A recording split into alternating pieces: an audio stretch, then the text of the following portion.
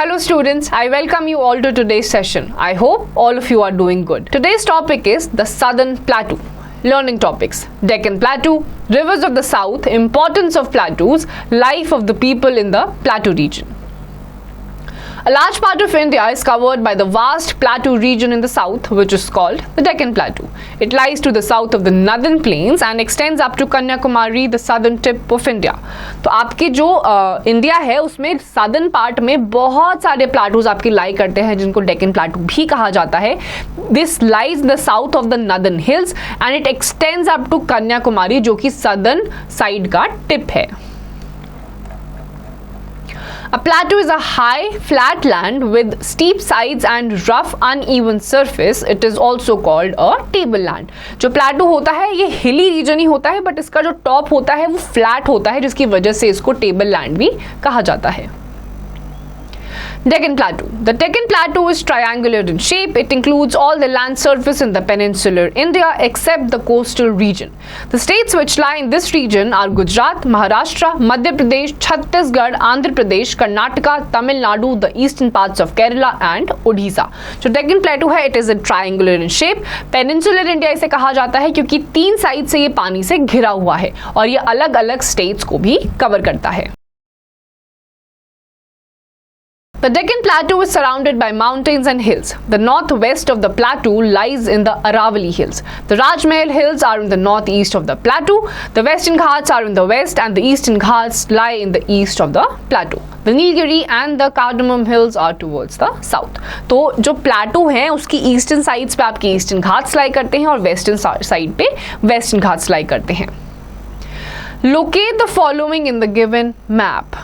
अब आपको एक मैप पे जितनी भी ये 9 आपको अलग अलग पॉइंट्स दे रखे हैं उसको लोकेट करना है. Aravalli hills, Rajmahal hills, Nilgiri hills, western and eastern ghats, river Narmada, river Godavari, river Tapi और the Tapti, Chambal river, Mahanadi river. ये 9 ऐसी रिवर्स हैं जिनको आपको अपने मैप पर लोकेट करना है. The southern प्लेटू include a group of 3 plateaus. A. The Malwa Plateau. This plateau lies to the north of the Narmada River.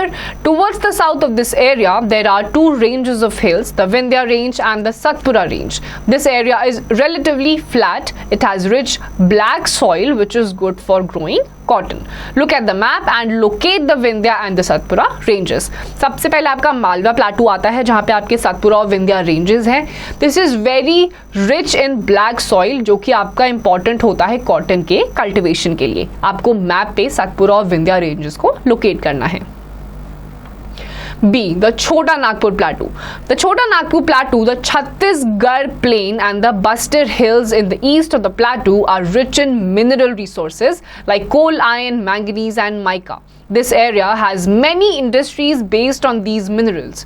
There are large plants in Jamshedpur, Rourkela and Bokaro. फिर आपका आ जाता है छोटा Nagpur plateau. ये अलग अलग mineral resources के लिए बहुत ही ज़्यादा फेमस है. आपको अलग अलग टाइप की इंडस्ट्रीज भी यहाँ पे दिखेंगी जो कि बोकारो, जमशेदपुर और रूरकेला जैसी जगहों पर स्थित हैं. C.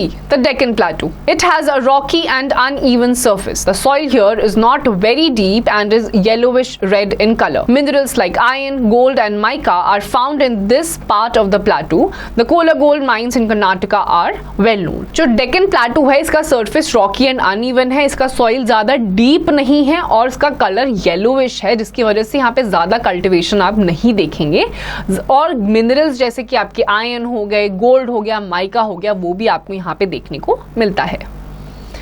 The Kola gold mines in Karnataka are the deepest gold mines. Most of the gold produced in India comes from these mines. जो कोला माइंस है कर्नाटका में सबसे ज़्यादा डीपेस्ट गोल्ड माइंस है और सबसे ज़्यादा गोल्ड भी आपको यहीं से एक्सट्रैक्ट होता हुआ दिखाई देगा. The Deccan Plateau slopes from the west of the east. जो डेक्कन प्लाटू है वो ईस्टर्न साइड के वेस्टर्न पार्ट से होते हुए आपको दिखाई देगा. Rivers of the south. The rivers of the southern plateau are not as big as those flowing through the northern plains. There are no glaciers or snow-covered mountains to provide these rivers with water throughout the year. These rivers depend solely on the monsoon rains. When the rainfall is not enough, they dry up. Rainwater is stored in tanks for irrigating the fields. Southern part में unlike the northern side, जो कि glaciers पे dependent थी अपनी reverse के लिए, यहाँ पे कोई भी ग्लेशियर का पानी नहीं आ पाता है, जिसकी वजह से अगर बारिश होगी तो रिवर में पानी बहाएगा, नहीं होगी तो वो रिवर्स सूख जाती हैं. Knowledge Corner. We can know the slope of a plateau by the direction in which the rivers of this region flow, except for two rivers, the Narmada and the Tapi, which fall into the Arabian Sea. All the rivers such as Mahanadi, the Godavari, the Krishna and the Kaveri originate from the eastern slopes of the Western Ghats and flow into the Bay of Bengal. Plateau के slope को देखते हुए आप उसका direction बड़ी आसानी से बता सकते हैं उनकी rivers का direction देखते हुए. Dams have been built across the rivers. They store water and provide hydroelectricity. The Mettur Dam has been built on the Kaveri River. This is the largest irrigation project in South India. The Chambal in Madhya Pradesh is also an important river of the Deccan Plateau. अलग-अलग type के dams इनके reverse के आसपास बनाए जा रहे हैं ताकि यहाँ पे भी पानी का डायरेक्शन चेंज किया जाए. चंबल जो कि मध्य प्रदेश की एक रिवर है, काफी ज्यादा इंपॉर्टेंट और सिग्निफिकेंट है वहाँ के रहने वाले लोगों के लिए. The river Kaveri in Karnataka is also known as the Dakshin Ganga. जो कर्नाटका में कावेरी रिवर है उसको दक्षिण गंगा का नाम दिया गया है. The rivers in the plateau region flow very swiftly and form deep valleys. There are many waterfalls in this region. The famous Jog Falls on the Sharavati River in Karnataka are the highest falls in India. ये जो rivers हैं ये plateaus के बीच में से बहुत ही आसानी से swiftly flow करते हुए valleys बना लेती हैं और waterfalls भी create करती हैं. Jog Falls जो कि शरावती रिवर कर्नाटका में है वो इंडिया की सबसे ज्यादा बड़ी वाटरफॉल है. Importance of plateaus. The plateau region is rich in natural and mineral wealth, important for industries. The fertile black soil is best suited for the cultivation of cotton. The rivers provide water for irrigation and hydro electricity. The forest provide wood and wildlife. They also provide many other things which are not found in the northern plains. जो plateaus हैं इनकी बहुत ज्यादा importance है क्योंकि यहीं पे आपको नेचुरल और मिनरल रिसोर्सेज देखने को मिलते हैं. यहीं से कुछ ऐसी वाटर बॉडीज निकलती हैं और फॉरेस्ट भी है जहां से आपको अलग अलग टाइप के वुड्स मिलते हैं, वाइल्ड लाइफ देखने को मिलता है, मेडिसिनल श्रब्स मिलते हैं. साथ ही साथ यहाँ पे आपको नॉर्दर्न प्लेन्स के जैसे अलग अलग वैरायटी देखने को नहीं मिलेंगी, लेकिन साउदर्न प्लेटूज में बहुत सारी मिनरल रिसोर्सेज देखने को मिलेंगे. Knowledge corner. The angel falls in Venezuela is the highest waterfall in the world. It drops from about 979 meters, 2.5 times taller than the height of the Empire State Building of the United States. Venezuela में जो angel false है वो बहुत ही ज्यादा ऊंचाई से गिरता है. जो यूनाइटेड स्टेट्स में एम्पायर बिल्डिंग है उसके भी दुगना लंबा ये वाटरफॉल है.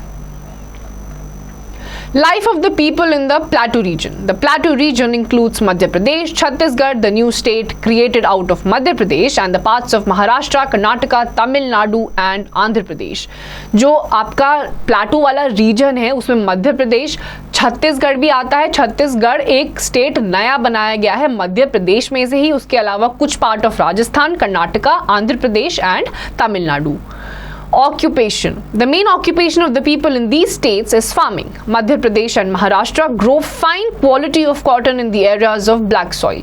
Maharashtra is famous for its Alfonso mangoes. They also grow fruits like oranges, chicus, grapes, etc. यहाँ के लोगों की जो main occupation है वो farming है. यहाँ पे आपको अलग अलग टाइप के famous fruits भी दिखेंगे, जैसे कि महाराष्ट्र का जो famous या फिर ये कह लीजिए world famous एक fruit है अल्फांसो मैंगो, वो यहीं पे ग्रो किया जाता है. उसके अलावा ये लोग चीकू, ऑरेंजेस, ग्रेप्स जैसे फ्रूट्स भी उगाते हैं. The famous Ajanta and Ellora caves are situated in the Aurangabad district of Maharashtra. Ajanta and Ellora caves जो कि रॉक कार्विंग्स बहुत ही फेमस है यहाँ की, वो भी औरंगाबाद डिस्ट्रिक्ट जो कि महाराष्ट्र में ही है यहाँ पे लोकेटेड है. Industries. Mumbai, the capital of Maharashtra, is a major industrial and film center of India. Many important industries like textiles, automobiles and electronics are located in this state. जो मुंबई है महाराष्ट्र की कैपिटल, ये ऑटोमोबाइल्स की manufacturing और production के लिए भी बहुत ज़्यादा फेमस है। यहाँ पे आपको मेजर इंडस्ट्रीज ऑटोमोबाइल्स की देखने को मिल सकती हैं। Karnataka is a major industrial state. It produces electronic goods, watches, aircraft etcetera. Bangalore, officially called as Bengaluru, the capital of Karnataka, is known as the Garden City of India and the IT hub of India. The Vrindavan Gardens in Mysore is a famous tourist spot. In Karnataka, the mulberry trees are grown to rear silkworms. Fine quality of silk thread is produced from the silk cocoons. Andhra Pradesh is the largest producer of tobacco and coffee. Karnataka जो है वो majorly एक industrial state है। यहाँ पे आपको अलग अलग टाइप के इलेक्ट्रॉनिक गुड्स जैसे कि वॉचेस हो गए, एयरक्राफ्ट्स हो गए, वो यहीं पे आपको मैन्युफैक्चर और प्रोड्यूस होते हुए दिखाई देंगे। साथ ही साथ जो बेंगलुरु है उसको आईटी हब भी कहा जाता है and garden of the country भी कहा जाता है। कर्नाटका में ही आपके मलबेरी ट्रीज भी ग्रो करे जाते हैं जो सिल्क रेयरिंग के लिए बहुत ज्यादा इंपॉर्टेंट होते हैं, जिससे बाद में सिल्क के फाइन थ्रेड्स बनाए जाते हैं एंड फर्दर फिर उससे सिल्क के प्रोडक्ट्स बनते हैं। Tea is grown in the hill slopes of the Nilgiri Hills in Tamil Nadu. जो टी है वो नीलगिरी हिल्स के स्लोप्स में बनाया जाता है जो कि तमिलनाडु में है। These states have expert weavers who make beautiful handloom sarees. The craftsmen specialize in carving the stone sculptures. Mysore in Karnataka is famous for its silk and silk sarees. Tamil Nadu also produces silk sarees of Kanjivaram. यहीं के जो southern part होते हैं जैसे कि तमिलनाडु हो गया, ये अपनी कांजीवरम साड़ी के लिए बहुत ज्यादा फेमस होते हैं। यहाँ पे बहुत ही वेल इक्विप्ड और स्किल्ड वीवर्स आपको देखने को मिलेंगे जो बहुत ही खूबसूरती से आपकी सारी चीजें हैंडीक्राफ्ट करते हैं। The artisans of Andhra Pradesh are known for their bidri art. Hyderabad is known for its bangles and jewelry of pearls and semi-precious stones. साथ ही साथ आप आंध्र प्रदेश में देखेंगे यहाँ के बिडरी आर्ट बहुत ज़्यादा फेमस होते हैं और हैदराबाद में आपकी ज्वेलरी जो पर्ल से बनी हुई ज्वेलरीज होती हैं वो वर्ल्ड फेमस हैं। Foods. Bhelpuri is the special snack of the people of Maharashtra. Dosa, idli, sambar, upma and coconut chutney are the favorite food delicacies of the people of Karnataka and Tamil Nadu. तो महाराष्ट्र के रहने वाले लोगों को भेलपुरी बहुत पसंद है। दूसरी तरफ तमिलनाडु, कर्नाटका या बिल्कुल डीप डाउन आप जब साउथ में जाएंगे तो वहाँ के लोगों को कोकोनट से बनी हुई चटनी, इडली, सांबर, डोसा ये सब पसंद होता है। Festivals. The main festival of Maharashtra is Ganesh Chaturthi. The main festival of Tamil Nadu is Pongal. Maharashtra का मेन फेस्टिवल है गणेश चतुर्थी और तमिलनाडु का है पोंगल।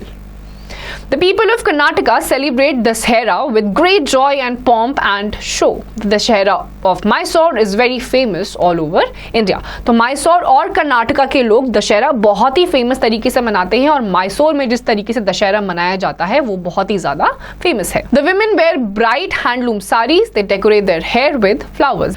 यहाँ की जो औरतें होती हैं ये बहुत ही ब्राइट कलर्ड एम्ब्रॉयडर्ड साड़ीज पहनती हैं और अपने बालों में गजरा लगाती हैं। The people of Tamil Nadu are very fond of Carnatic music. Bharatnatyam is the popular dance of Tamil Nadu. Tamil Nadu के लोग जो है कर्नाटिक म्यूजिक की तरफ इंक्लाइंड है और भरतनाट्यम यहाँ का सबसे फेमस डांस फॉर्म है। The famous dance of Andhra Pradesh is called the Kuchipudi dance और आंध्र प्रदेश का फेमस फोक डांस है Kuchipudi. Tirupati is the most popular place of pilgrimage here where thousands of people visit every year. और आंध्र प्रदेश में तिरुपति है जो कि सबसे ज़्यादा फेमस पिलग्रिमेज स्पॉट है जहाँ पे हजारों लाखों की तादाद में हर साल लोग जाते हैं। The tribal people of these areas have their own peculiar way of living and are very fond of singing and dancing. और यहीं के आंध्र प्रदेश के जो ट्राइबल लोग हैं, आदिवासी लोग होते हैं, उनका रहने का अपना ही एक अलग तरीका होता है और अलग टाइप का ये गाना और बजाना करते हैं। Now I know the southern plateau is triangular in shape. The southern rivers depend mostly on rains. Ganesh Chaturthi is the main festival of Maharashtra. Bharatnatyam is the popular dance of Tamil Nadu. Kuchipudi is a famous dance of Andhra Pradesh. तो इस chapter में हमने देखा कि southern plateau जो है वो triangular in shape है, peninsular India उसे कहा जाता है। जो महाराष्ट्र का मेन फेस्टिवल है वो गणेश चतुर्थी है। यहाँ की जो रिवर्स हैं they are basically mainly dependent on the monsoons. अगर बारिश होगी तो नदी आती है, नहीं होगी तो यहाँ पे पानी नहीं होता है। With this students we come to the end of this chapter और इसकी जितनी भी एक्सरसाइजेज हैं वो आपको खुद से करनी है।